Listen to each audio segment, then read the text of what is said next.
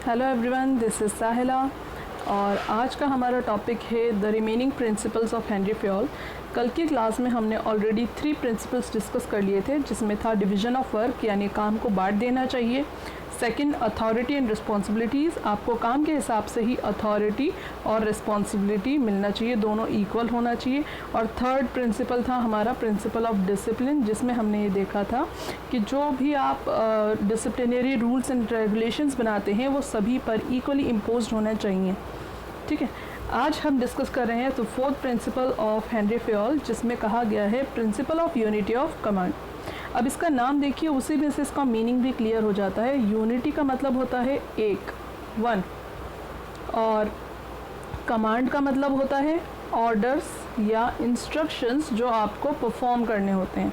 ठीक है, तो यहाँ पर हेनरी फयोल यही कह रहे हैं कि जो आपको ऑर्डर्स या इंस्ट्रक्शंस मिलते हैं, किसको मिलते हैं? ऑब्वियसली एम्प्लॉयज़ को मिलते हैं। कौन देता है? उसका इमीडिएट बॉस जो होता है, जो सुपरवाइज़र हो सकता है उसका।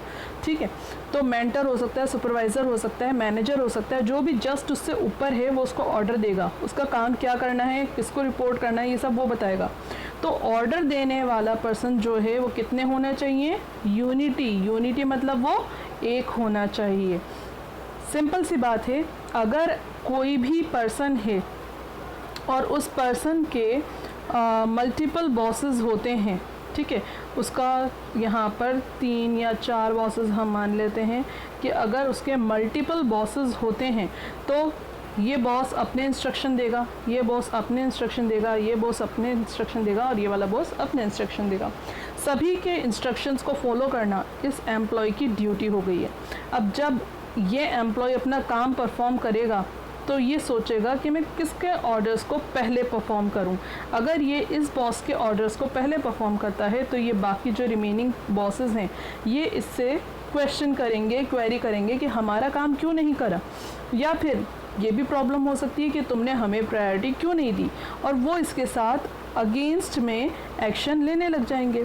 तो जब यहाँ पर ये सारी सब चीज़ें हो रही हैं कि वो ये समझ नहीं पा रहा कि वो किस बॉस के काम को करे, तो यहाँ पर इसके लिए काम करना ईजी नहीं, डिफ़िकल्ट हो जाएगा। दूसरी बात, बॉसेस में आपस में ही क्लैशेस होने लग जाएंगे। ये बॉसेस ये इस बात पे क्लैश करने लगेंगे कि हमारे को यहाँ पे इन्होंने जो एम्प्लॉय है उसने हमें इम्पोर्टेंस कम दी दूसरे बॉस के कंपैरिजन में। सो ऑब्वियसली यहाँ पर क्या होगा, उनका ईगो क्लैश करने लग जाएगा कि मेरे रेस्पेक्ट ज़्यादा है, उसका रेस्पेक्ट कम है। इस पॉइंट को लेकर के यहाँ पर काफ़ी सारे इश्यूज़ हो सकते हैं, और जब ये सारे इश्यूज़ होंगे तो ऑर्गेनाइजेशन का काम बहुत ज़्यादा अफेक्ट हो जाएगा। तो ना तो ऑर्गेनाइजेशन के गोल्स सही तरीके से अचीव हो पाएंगे और ना ही एम्प्लॉय अपने काम को सही तरीके से परफॉर्म कर पाएगा। तो बेटर क्या है कि यहाँ पर जो भी आपका एम्प्लॉय है उसके एक अगर बॉस है, वो एक बॉस ही उसको इंस्ट्रक्शन देता है, तो यहाँ पर ये पर्सन हैप्पीली अपने काम को परफॉर्म कर सकता है। दूसरी बात, ना तो उसको कोई चाओस मीन्स कन्फ्यूजन होगा, ठीक है, ना ही उसको कोई भी चीज़ का यहाँ पे बॉसेस में ईगो क्लैशेस हो रहे हैं, ना ही उसको कोई एक्सक्यूज़ मिल रहा है कि मैं दूसरे बॉस का काम करने के लिए बिज़ी था। ठीक है, दूसरी बात, यहाँ पर क्या होगा, किसी भी तरीके का कोई कन्फ्यूजन नहीं है, क्योंकि इन दोनों के बीच में डायरेक्ट कम्युनिकेशन हो रही होगी। जो बॉस अपने एम्प्लॉय से एक्सपेक्ट कर रहा है उसको वो सीधे सीधे कमांड्स और ऑर्डर्स दे रहा है, और एम्प्लॉय की ड्यूटी है कि वो सीधे सीधे उन ऑर्डर्स को फॉलो करे।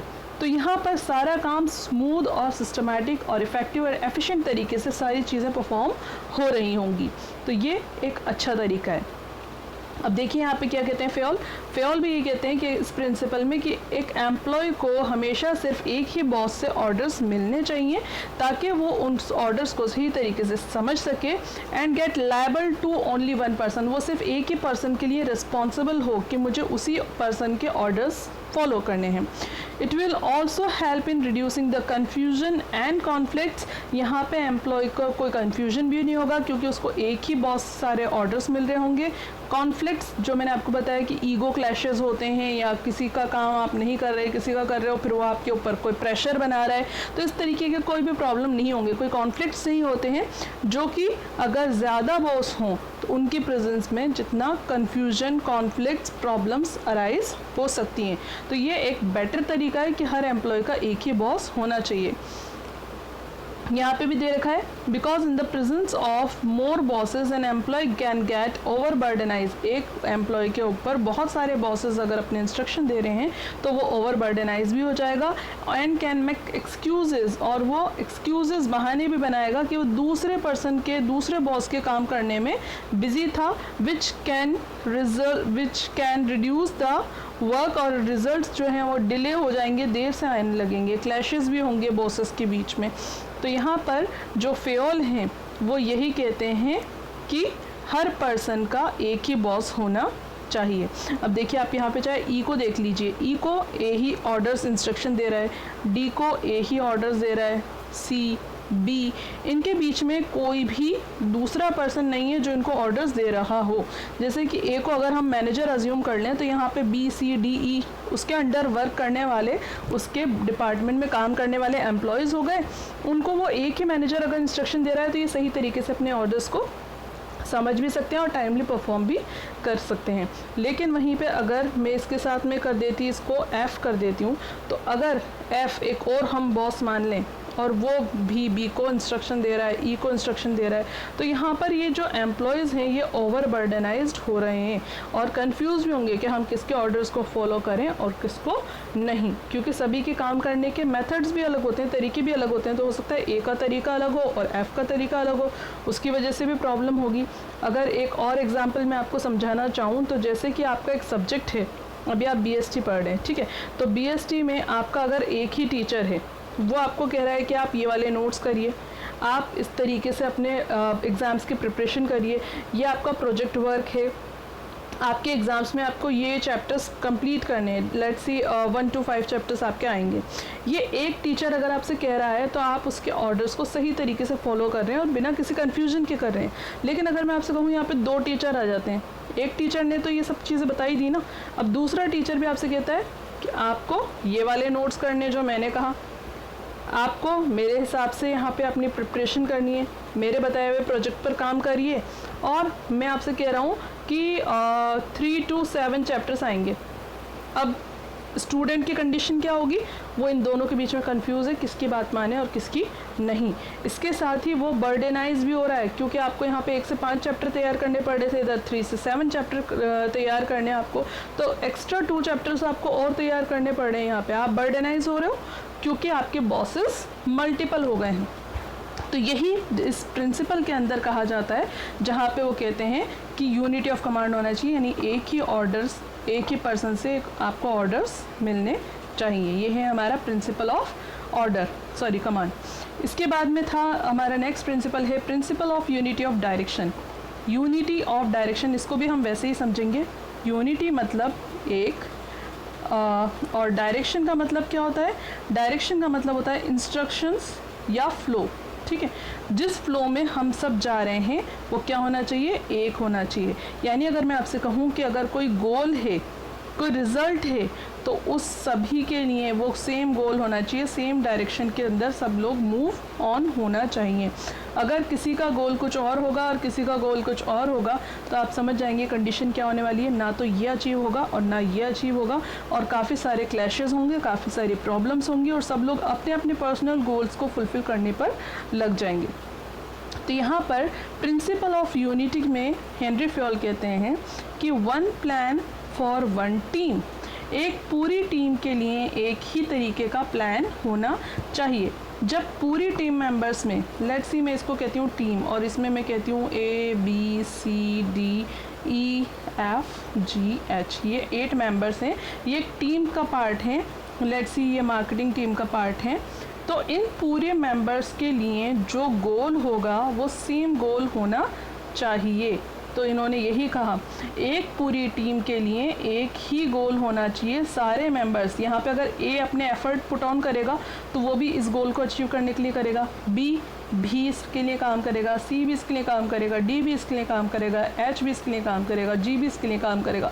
तो सभी जो इंडिविजुअल्स होते हैं उनका अगर एक ही डायरेक्शन होगा तो ये सब लोग इस गोल को अचीव करने के लिए अपने एफर्ट्स लगाएंगे। लेकिन अगर आपने अपनी टीम में एक ही डायरेक्शन नहीं रखा तो जैसे मैंने अभी बताया था, सब लोग अपने अपने इंडिविजुअल बेसिस पर अपने गोल्स को फुलफिल करने लगेंगे या अपने अपने थॉट्स के हिसाब से काम करने लगेंगे। इससे जो आपका मेन गोल है वो कहीं पीछे ही छूट जाएगा और काम या गोल जो आपका है, ऑब्जेक्टिव है, आप उसको कभी भी अचीव नहीं कर पाएंगे। ओके, तो यहाँ पे फेल कहते हैं तो that there should be a one plan for one team, एक टीम के लिए एक ही प्लान होना चाहिए। That means the whole team members are directed toward one goal, जहाँ पे टीम के सारे मेंबर्स एक ही गोल की तरफ डायरेक्टेड होंगे, उसी के लिए अपने एफर्ट्स को पुट ऑन करेंगे। This principle help in bringing coordination and cooperation in a team. अगर सभी लोग एक जैसा और एक ही गोल के लिए काम करेंगे तो वहाँ पर कोऑर्डिनेशन भी बिल्डअप हो पाएगा और कोऑपरेशन भी बिल्डअप हो पाएगा। ठीक है, कोऑर्डिनेशन यानी सिंक्रोनाइजेशन ऑफ एफर्ट्स, मैं पहले के आपके लेक्चर्स में भी आपको बता चुकी हूँ।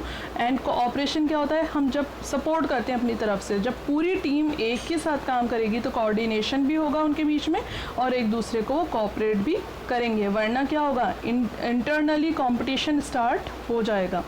ठीक है, जैसे कि यहाँ पर मैंने एक छोटा सा चार्ट बना रखा है जिसमें मैंने आपको बताया डायग्रामेटिक रिप्रेजेंटेशन में कि मार्केटिंग टीम है, इनका गोल है कस्टमर सेटिस्फेक्शन। तो यहाँ पे मार्केटिंग टीम के अंदर जितने भी मेंबर्स होंगे उन सभी का गोल होगा कस्टमर को सेटिस्फाई करना। उसके लिए उनको क्या करना है, कौन से प्रमोशनल टेक्निक का यूज़ करना है, सर्वे करना है, क्वालिटी को अच्छा करना है, बढ़ाना है, कोई प्राइस में कमी लेकर आनी है, वो सारा सब चीज़ें ये मार्केटिंग टीम का काम रहेगा। इसी तरीके से सेल्स टीम है, सेल्स टीम का बेसिक पर्पस, बेसिक गोल क्या रहेगा, चाहे वो कोई भी हो, ABCDEFG कोई भी मेंबर हो, उन सभी टीम मेंबर्स का क्या गोल रहेगा, सेल्स को प्रमोट करना, सेल्स को हम कैसे बढ़ाएं।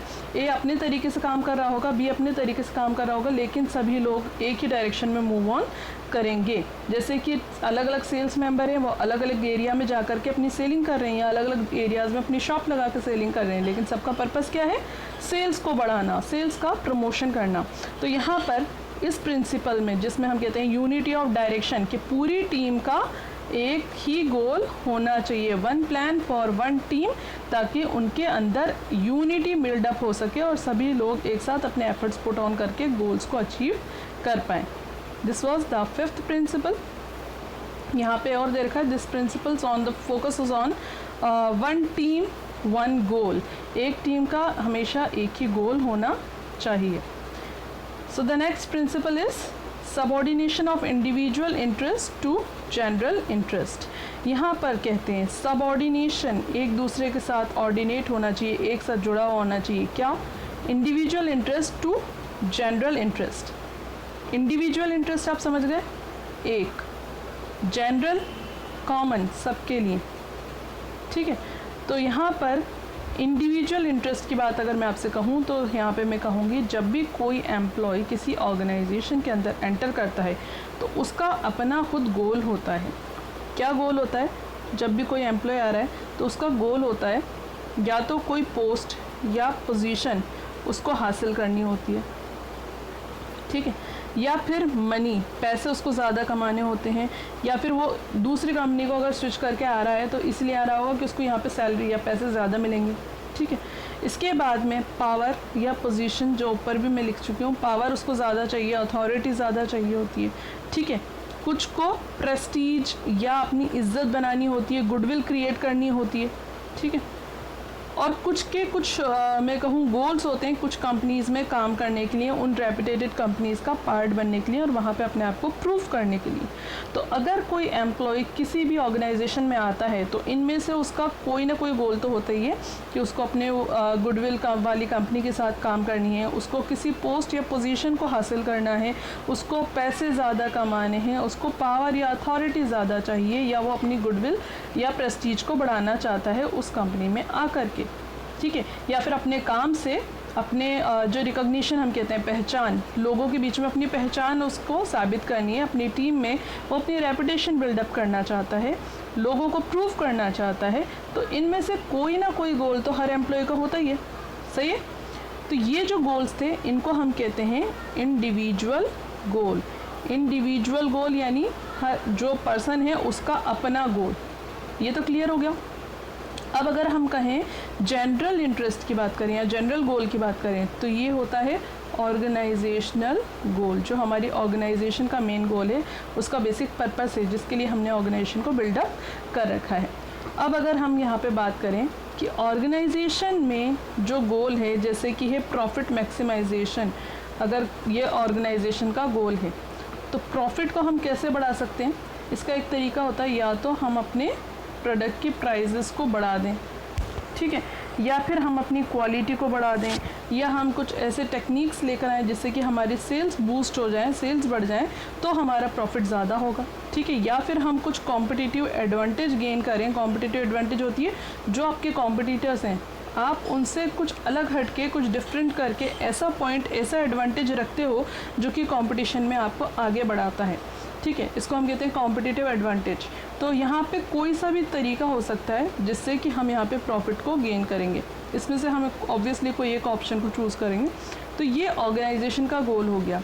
अब अगर हमने कहा या फिर कॉस्ट को कम करके भी हम प्रॉफिट को बढ़ा सकते हैं।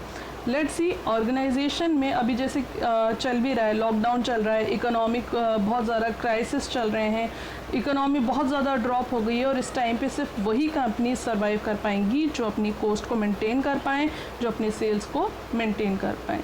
और सेल्स मेंटेन करने के लिए, क्योंकि किसी के पास भी पैसा नहीं है चीज़ें खरीदने का, तो ऑब्वियसली यहाँ पे एक इकलौता तरीका होगा कि हम कुछ भी करके अपनी कॉस्ट को कम करें ताकि हम ज़्यादा एडवांटेज गेन कर सकें अपनी ज़्यादा सेल्स को बढ़ा करके, ठीक है। अब अगर कंपनी ने ऑब्जेक्ट चूज़ कर लिया ये कि हमें अपनी कॉस्ट कम करनी है, तो जब हम बात करते हैं कॉस्ट कटिंग की, तो कॉस्ट करने में हम बहुत सारे एक्सपेंसेस को नीचे लेकर आते हैं, रिड्यूस करते हैं। रिट्रेंचमेंट होता है जिसमें हम बहुत सारी चीज़ों को, फालतू की जो चीज़ें होती हैं या जो इतनी ज़्यादा इंपॉर्टेंस नहीं रखती, उनको अपनी ऑर्गेनाइजेशन से हटा देते हैं। इसी के साथ साथ जो हमारे सैलरी के इंक्रीमेंट्स होते हैं, जो हम एम्प्लॉयज़ को ज़्यादा सैलरी बढ़ा के दे रहे होते हैं, उसको भी हम काफ़ी हद तक कम कर देते हैं या उस साल के लिए कैंसिल ही कर देते हैं। हो सकता है कोई इंक्रीमेंट ना लगे या बहुत कम इंक्रीमेंट कंपनी लगाए।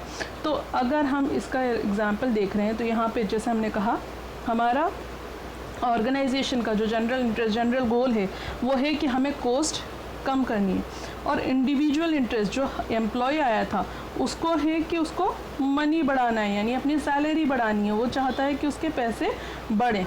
तो यहाँ पर हमें यहाँ पर जनरल इंटरेस्ट में तो हमें कॉस्ट रिड्यूस करनी है और इंडिविजुअल गोल में मनी ज़्यादा चाहता है, सैलरी ज़्यादा चाहता है। ऑब्वियसली ये एक दूसरे के कॉन्ट्राडिक्ट हैं, उल्टे हैं। अब अगर ऐसी सिचुएशन हो तो मैनेजर क्या करे, क्योंकि मैनेजर को यहाँ पे कंपनी का गोल भी अचीव करना है कॉस्ट कम करने में, और एम्प्लॉयज़ को सेटिस्फाइड भी रखना है, तो उनके गोल्स को भी अचीव करना पड़ेगा। तो यहाँ पर जो हमारा प्रिंसिपल है इसमें फेयोल ये कहते हैं कि मैनेजर कोई ऐसा बीच का रास्ता निकाले जिससे कि क्या करा जा सके, इनमें इक्वलिटी मेंटेन करी जा सके, यानी कोई ऐसा तरीका जोड़ा जाए जिससे कि ये दोनों ही ऑब्जेक्टिव एक दूसरे को सपोर्ट करने वाले बन जाए। अगर वो कर लेते हैं तो यहाँ पे हम अपने जनरल इंटरेस्ट को भी गेन कर लेंगे और इंडिविजुअल इंटरेस्ट को भी गेन कर लेंगे। लेकिन कभी सिचुएशन ऐसी आती है, जैसे कि हमने कहा ये दोनों एक दूसरे से मैच नहीं कर रहे हैं, कॉन्ट्राडिक्ट कर रहे हैं, तो हमें हमारे इंडिविजुअल ऑब्जेक्टिव को रिजेक्ट कर देना चाहिए और मैनेजर को सिर्फ ऑर्गेनाइजेशनल ऑब्जेक्टिव या फिर जनरल इंटरेस्ट पर ही ध्यान देना चाहिए। क्योंकि जब ऑर्गेनाइजेशन का गोल अचीव होगा तो इंडिविजुअल के गोल अपने आप अचीव हो जाएंगे। लेकिन अगर आप इंडिविजुअल्स के गोल को सेटिस्फाइड करने लग गए, उनको प्रायोरिटी देने लग गए, तो कंपनी का गोल कभी भी अचीव नहीं हो पाएगा और हो सकता है कंपनी को बहुत सारे लॉसेस इनकर करना पड़े, यहाँ तक कि कंपनी को बंद भी होना पड़ सकता है। तो यहाँ पर फेयोल कहते हैं हर ऑर्गेनाइजेशन का अपना मेन ऑब्जेक्टिव होता है, जहाँ पर जिसकी वजह से वो बनाई जाती है, which is the base of the organisation. और हर employee, every employee have its own individual objective, हर इंडिविजुअल का अपना खुद का ऑब्जेक्टिव होता है जिसको वो अचीव करना चाहता है। अगर दोनों ही सेम डायरेक्शन में हैं then it is good for both the groups, दोनों के लिए ही सही होगा।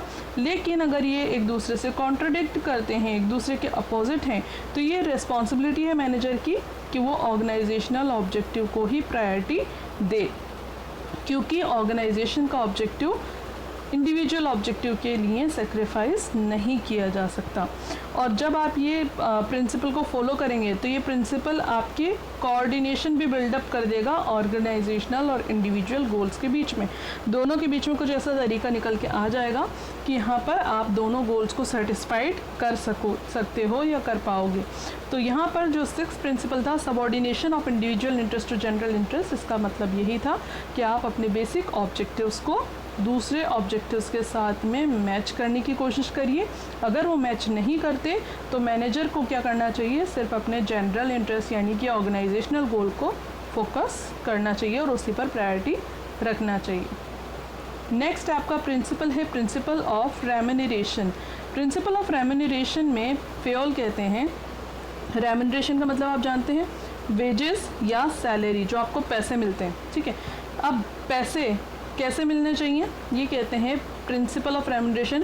रेम्यूनरेशन आपको हमेशा किसके हिसाब से मिलना चाहिए, आपके वर्क, आपके काम के हिसाब से मिलना चाहिए, आपके रिस्पॉन्सिबिलिटी के हिसाब से मिलना चाहिए, जो उसको जस्टिफाई कर सके। अगर आपका वर्क रिस्पॉन्सिबिलिटीज़ बहुत ज़्यादा हैं और मैं उसके बदले में आपको पैसे बहुत कम देती हूँ, रेम्यूनरेशन जो है मैं उसको बहुत कम देती हूँ, तो वो सेटिस्फाइड नहीं होगा। इसके अलावा आपका काम बहुत कम है और मैं आपको मनी बहुत ज़्यादा देती हूँ, तो ये सिचुएशन भी गलत रहेगी, ठीक है। यानी आपका काम ज़्यादा है और आपको सैलरी कम मिल रही है तो भी ये सिचुएशन गलत है। और अगर आपका काम कम है और आपको मनी ज़्यादा मिल रहा है तो आप क्या करते हो कि यार मेरा काम तो कुछ है नहीं, आप केयरलेस हो जाते हो और आप अपने काम को सही तरीके से परफॉर्म नहीं कर पाते हो। और इसी से आपके ऑर्गेनाइजेशन में काम करने वाले एम्प्लॉयज़ का मोटिवेशन भी ख़त्म हो जाता है। मोटिवेशन क्या होता है, वो फैक्टर जो हमें मोटिवेट करता है कि हमें और अच्छा करना है, हमें आगे भी इसमें काम करते रहना है, आपके अंदर विलिंगनेस क्रिएट करे, ठीक है। तो यहाँ पर फेयोल ने कहा कि आपका रेम्यूनरेशन हमेशा आपके काम के हिसाब से, आपके वर्कलोड के हिसाब से, आपके एक्सपीरियंस, आपके क्रिटिकलनेस के हिसाब से होना चाहिए, जस्टिफाइंग होना चाहिए और फेयर होना चाहिए।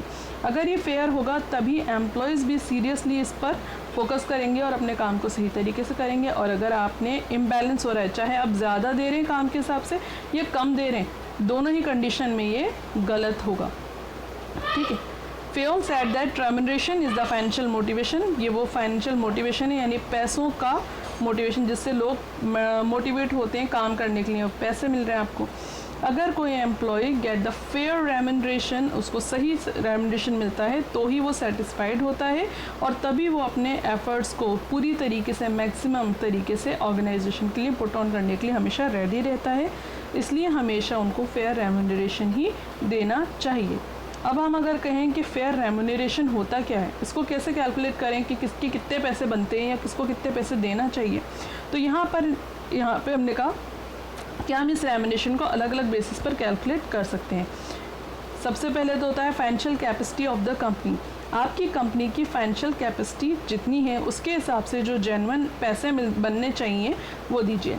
जैसे मैं कहती हूँ कि एक ए कंपनी है और एक बी कंपनी है, एक ए कंपनी का अकाउंटेंट है और एक बी कंपनी का अकाउंटेंट है, दोनों सेम पोस्ट कर रहे हैं ना, अकाउंटेंट है तो, और दोनों का काम भी सेम है। लेकिन ए कंपनी बहुत बड़ी और रेप्यूटेटेड कंपनी है और जबकि बी एक सर्वाइविंग कंपनी जो कहते हैं या स्ट्रगल कर रही है कंपनी, वो उसको हम कह सकते हैं कि एक ऐसी कंपनी है। तो ऑब्वियसली जिसके पास रेपुटेशन बहुत ज़्यादा है, जिसकी फाइनेंशियल कैपेसिटी बहुत ज़्यादा है, वो अपने अकाउंटेंट को पैसे भी ज़्यादा देगी। लेट्स सी कि अपने अकाउंटेंट को 20,000 रुपीज़ पर मंथ देती है। अब बी से अगर हम ये कहें कि जो एक स्ट्रगलिंग कंपनी है जिसमें कभी प्रॉफिट होता है तो कभी लॉस होता है, ठीक है, दोनों चीज़ें चलती रहती हैं और इसके पास फाइनेंशियल कंडीशन इतनी ज़्यादा अच्छी नहीं है, तो ये अपने अकाउंटेंट को ऑफ़र करती है कि हम आपको 10,000 रुपये देंगे पर मंथ, ठीक है। अब हम ये कहेंगे कि ये तो फेयर नहीं है, क्योंकि ए तो अपने अकाउंटेंट को 20,000 दे रही है और बी 10,000 दे रही है, जबकि दोनों सेम पोस्ट पर हैं, तो ये गलत है या अनफेयर है। तो ऐसा नहीं है, क्योंकि हर कंपनी अपनी फाइनेंशियल कैपेसिटी के हिसाब से काम करती है। ए एक अच्छी, बड़ी और फाइनेंशियली स्ट्रॉन्ग कंपनी है, इसलिए अपने एम्प्लॉय को ज़्यादा पे कर सकती है, जबकि बी फाइनेंशियली स्ट्रॉन्ग नहीं है, इसलिए उसके हिसाब से जो भी जेन्युइनली पे बनता है एक अकाउंटेंट की पोस्ट के लिए, वो उसके हिसाब से पे कर रही है। तो ये सही है। ठीक है। तो पहली चीज़ क्या हो गई कि हर कंपनी अपनी फाइनेंशियल कैपेसिटी के हिसाब से अपने एम्प्लॉयज़ का रेम्युनरेशन सेट करे। Second, by keeping in mind the minimum wage act of the government. Minimum wage act जो है वो ये बताता है कि कम से कम एक पर्सन के डेली वेजेस क्या होते हैं और डेली वेजेस के हिसाब से उसकी मंथली सैलरी क्या होना चाहिए, पर मंथ वो कितना कमाएगा, कम से कम मिनिमम। तो आप मिनिमम वेज एक्ट को ध्यान में रखते हुए उसकी सैलरी को चूज़ कर सकते हैं, यानी आपकी जो भी रेम्युनरेशन आप सैलरी उसको देंगे वो उस डेली वेजेस से कम नहीं होना चाहिए, या तो उसके इक्वल हो या फिर उससे ज़्यादा हो सकती है। ठीक है, तो दूसरा फैक्टर क्या हो गया कि आप अपने एम्प्लॉयज़ को जो सैलरी देंगे वो मिनिमम वेज एक्ट के हिसाब से कैलकुलेट करके दे सकते हैं, या तो उसके इक्वल करिए या उससे ज़्यादा दीजिए, जो डेली वेज एक्ट के अकॉर्डिंग डेली इनकम उनकी बनती है उससे ज़्यादा दे सकते हैं। नेक्स्ट है wages and salaries paid by competitor. तीसरा फैक्टर क्या है कि जैसे मैंने अभी आपको ए और बी कंपनी का एग्जांपल बताया कि आपके जो कॉम्पिटिटर्स हैं, जैसे मैं कहूँ ए भी एक कंपनी है और बी भी एक कंपनी है, दोनों की फाइनेंशियल कंडीशन सेम है, दोनों एक तरीके से अपना बिजनेस कर रहे हैं, सेम प्रोडक्ट्स को फेस कर रहे हैं, सेम प्रोडक्ट्स को सेल कर रहे हैं। तो यहाँ पर ए जो अपनी सैलरी दे रहा है अपने अकाउंटेंट को, लेट से 15,000 रुपये दे रहा है, तो बी भी अपने एम्प्लॉय की सैलरी उस हिसाब से ही पे कर सकता है। 15,000 भी हो सकते हैं, 14,000 भी हो सकते हैं, 13,000 भी हो सकते हैं, यानी थोड़ा सा ऊपर नीचे तो हो सकता है। ठीक है, उससे मिलती जुलती सैलरी आप यहाँ पर ऑफ़र कर सकते हैं अपने एम्प्लॉय को। So this was the next principle जो कहता है प्रिंसिपल ऑफ रेम्युनरेशन। रेम्युनरेशन हमेशा काम के हिसाब से होना चाहिए, फेयर होना चाहिए, एम्प्लॉयज़ को मोटिवेट करने वाला होना चाहिए, और इन 3 फैक्टर्स को तो ध्यान में रख लीजिए कि फाइनेंशियल कैपेसिटी के हिसाब से होना चाहिए, मिनिमम वेज एक्ट के अकॉर्डिंग होना चाहिए, और कॉम्पिटिटर्स क्या दे रहे हैं उसके हिसाब से भी आप एनालाइज करके अपने एम्प्लॉयज़ को रेम्युनरेशन दे सकते हैं।